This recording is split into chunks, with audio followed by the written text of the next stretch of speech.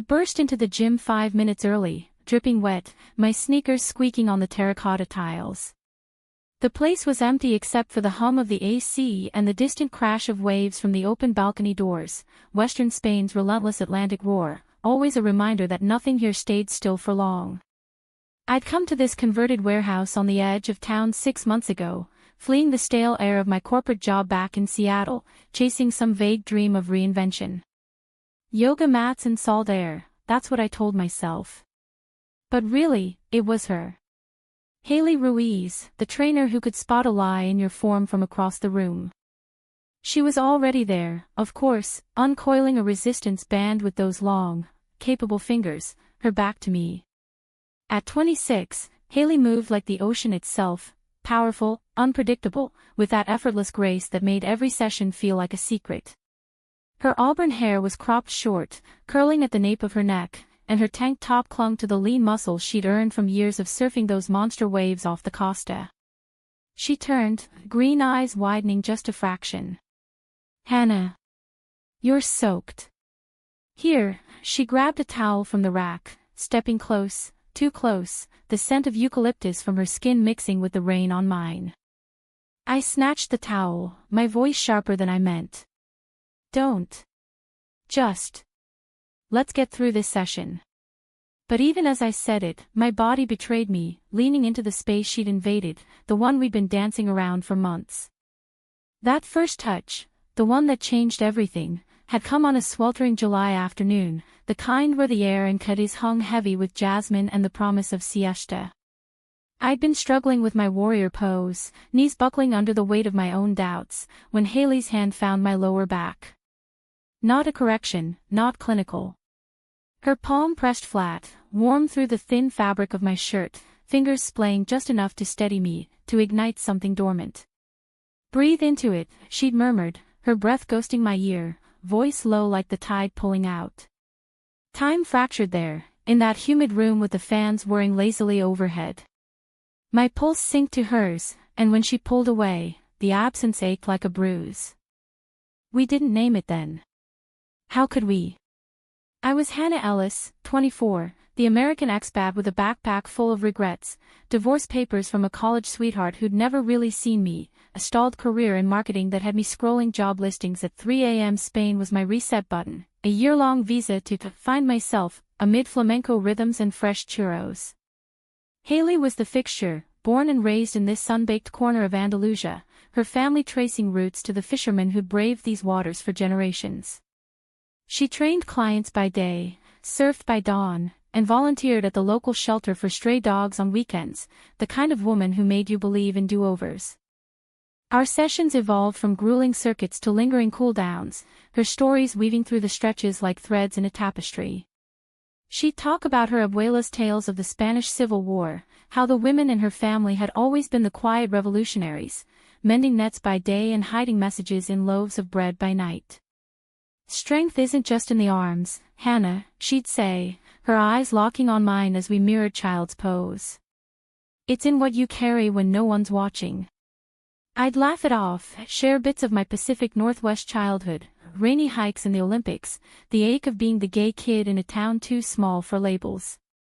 But with her, the words flowed easier, the walls I'd built in Seattle crumbling under the weight of her gaze. By September, the touches multiplied. A brush of knuckles during deadlifts. Her thumb tracing the knot in my shoulder after a brutal plank hold. Each one a spark, building to the bonfire we ignited one evening after closing.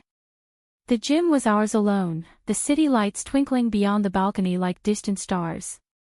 We'd collapsed onto the mats, breathless from a partner workout, sweat slicked and laughing. "You're getting strong," she'd said, propping on one elbow, her face inches from mine. The air thickened, charged like the storm clouds rolling in from the Atlantic. I don't know who moved first. Maybe it was me, bridging the gap with a tentative hand on her cheek, feeling the faint stubble of her jawline under my palm. Or her, leaning in with that fierce tenderness, lips brushing mine soft as sea foam. The kiss deepened, a slow unraveling, hands in hair, breaths mingling, the world narrowing to the salt on her skin and the way she whispered my name like a prayer. We broke apart only when thunder rumbled, rain pattering the roof like applause. This. Us, she'd said, forehead against mine, voice husky. It's real, Hannah. Terrifying, but real. From there, it bloomed. Stolen weekends in her tiny apartment overlooking the Playa de la Victoria, where we'd cook paella on her ancient stove, her teaching me to chop garlic with a flick of the wrist while I burned the saffron rice. Nights tangled in sheets that smelled of her lavender soap, talking until dawn about dreams deferred, her scholarship to study marine biology in Barcelona abandoned for family obligations after her father's heart attack, my fear that I'd never outrun the loneliness that had chased me across an ocean. We were mirrors, Haley and I, both fighters, both scarred by loves that hadn't fit. But together, we were whole. She introduced me to her world piecemeal. A sunset surf lesson where I wiped out spectacularly, her laughter echoing as she hauled me onto her board, arms wrapped around my waist like an anchor. Dinners with her sister Sophia, a fiery elementary school teacher who eyed me with protective scrutiny before pulling me aside. Haley's been adrift since Papa died. Don't you dare make her regret trusting again. I promised, solemn as a vow, and meant it.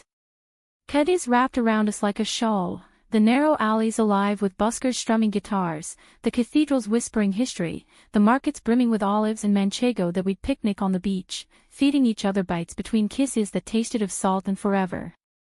Yet beneath the romance, shadows stirred. Haley's phone would buzz at odd hours, her face tightening as she silenced it. Work stuff, she'd dismiss, but I'd catch the flicker of guilt in her eyes. I chalked it up to her chaotic schedule, the gym's owner riding her hard for expansions. My own doubts crept in quieter, emails from home urging me to come back to reality, the visa clock ticking down to 6 months. But love, that reckless force, blinded us. Or so I thought. October brought the first fracture. We'd planned a weekend escape to Ronda, the mountain town with its gaping gorge and Moorish bridges, a place Haley swore would reset our souls. But the night before, she cancelled. Family emergency, she said, pacing her kitchen, the paella we'd half-eaten going cold on the counter. Sophia's ex is causing trouble. I have to go.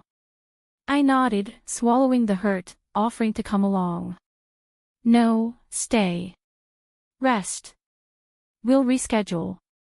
Her kiss goodbye was fierce, almost desperate, but I let her go, curling up alone with a bottle of Rioja and the rain lashing the windows. She returned 2 days later, hollow-eyed, collapsing into my arms with apologies. It was nothing. Just drama. We made love that night with an urgency that bordered on grief, her body arching under mine as if to erase the distance. But in the quiet after, as her breathing evened, I glimpsed her phone screen lighting up on the nightstand. A text, missed you tonight. Same place tomorrow. J. My stomach twisted, but I shoved it down. Paranoia, I told myself. Trust is the bridge we build, not burn. The weeks blurred into a haze of normalcy laced with unease. Our sessions at the gym turned charged, her corrections lingering, my glances hungry. Clients noticed, the way we'd share a private smile during group classes, or how she'd save the best sunset spot on the balcony for me. You two are adorable, an older expat named Margaret teased one day, her British lilt cutting through the clink of weights. Haley flushed, shooting me a look that said everything, this is us. Finally. But the texts kept coming. I'd wake to her slipping from bed, murmuring into the phone in the hallway. It's late, Javier. I told you. Javier. The name gnawed at me, a splinter under skin. When I asked, casual over coffee one morning, she deflected with a grin. Old friend from surf camp. Harmless. I wanted to believe her, the way her hand found mine under the table, thumb stroking my knuckles like a lullaby. But doubt is a tide, relentless, pulling at the foundations. By November, the storm broke. I'd surprised her at the gym after hours, a bouquet of wild coastal flowers in hand, those purple blooms that clung to the cliffs like defiant hearts. The place was dark, save for the glow from the office in back. Laughter spilled out, low and intimate, stopping me cold. Through the half-open door, I saw them, Haley at her desk, Javier leaning close, his hand on her knee, her fingers tracing his wrist in a gesture too familiar, too tender.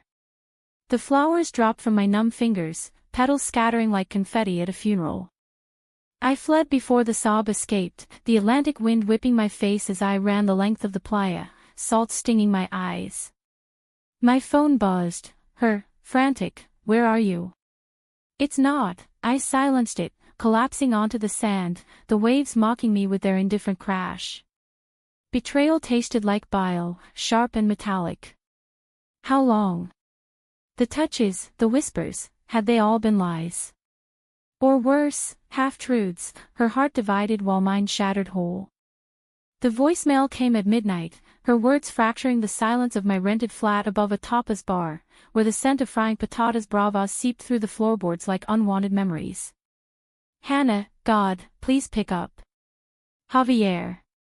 It's not what you think. He's my brother-in-law. Sophia's ex, remember?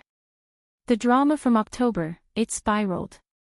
He's been drinking, showing up at the gym, begging for a second chance with her through me. I was just talking him down." A pause, heavy as the fog rolling in from the bay. That touch. It was me trying to ground him, like I do with the dogs at the shelter. But I see how it looked. "I'm so sorry. Come back. Let me explain."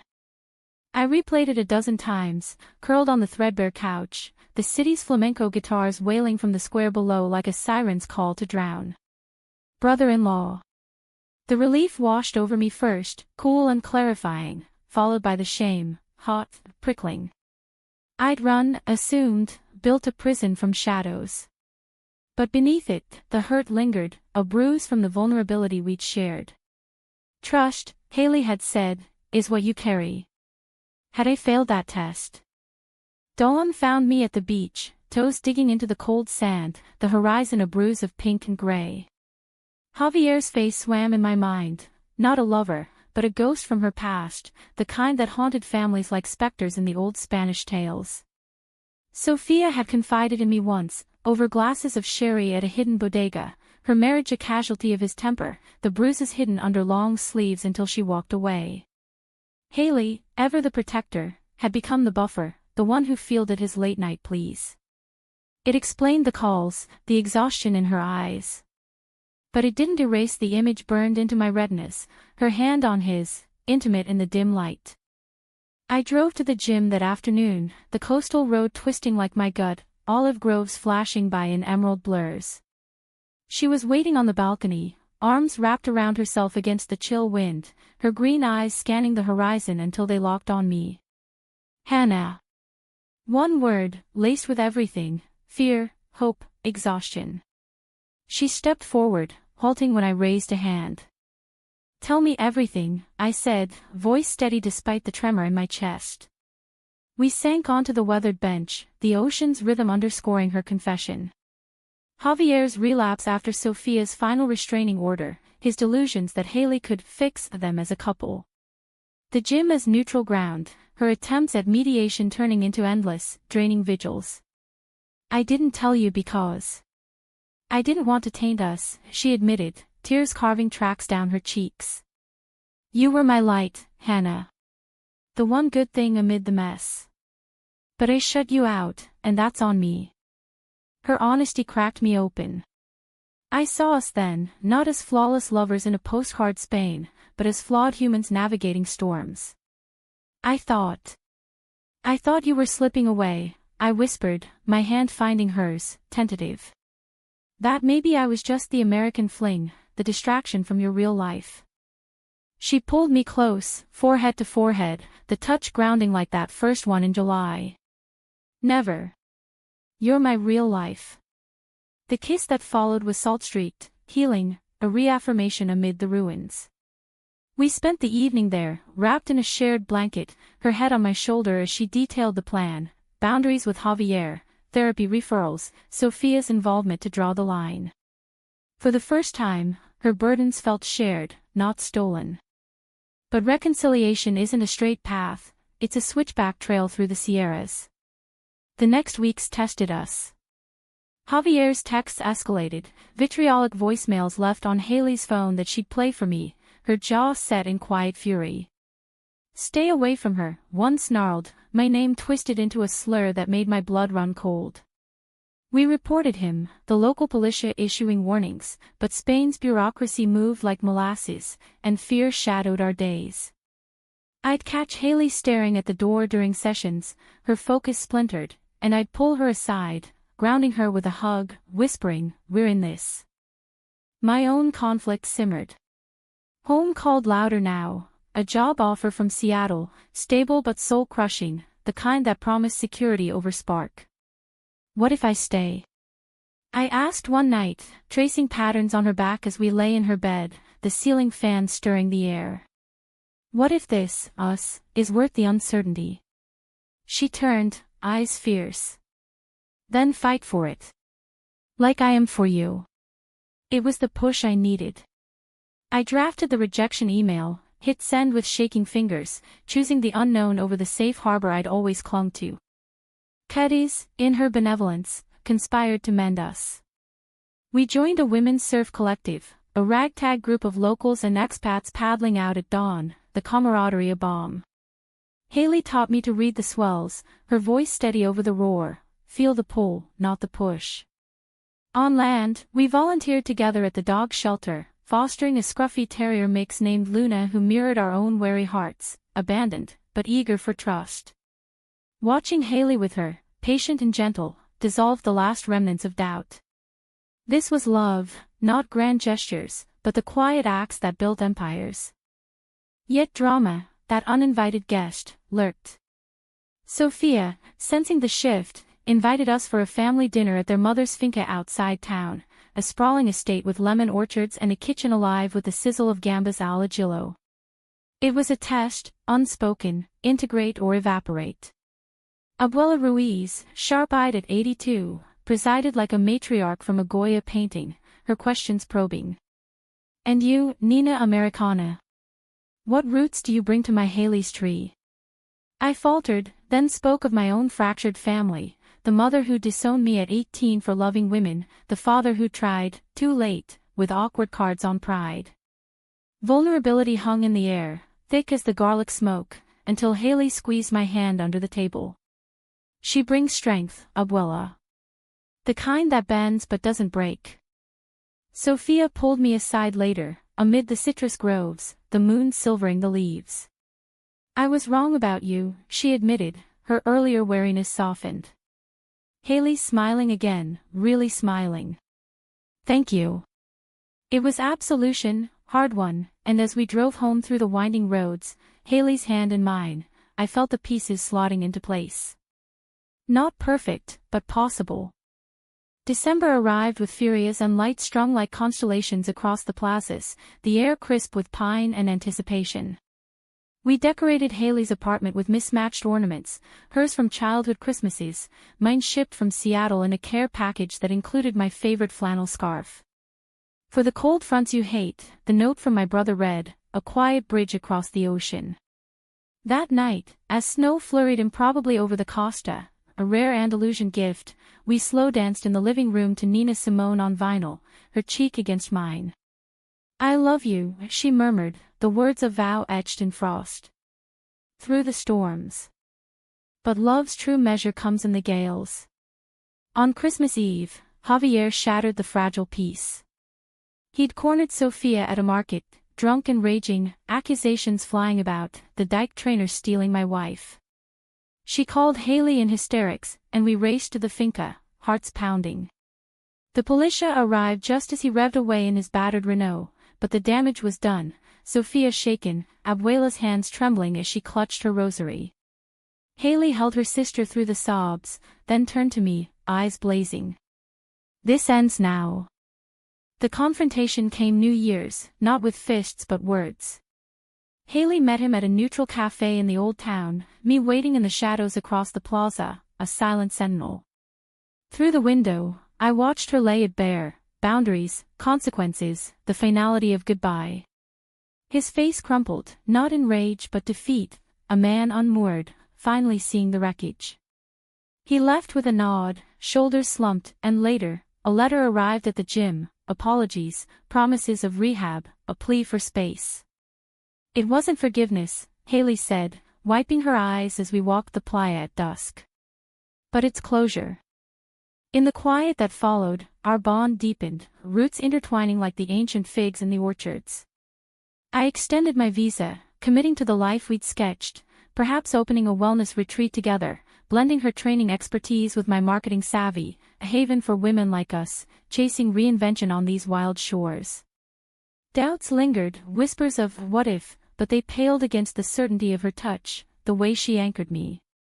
Spring unfurled across western Spain like a long-held breath released, azure blossoms perfuming the air, the Atlantic softening from winter's fury to a gentle lap at the shore.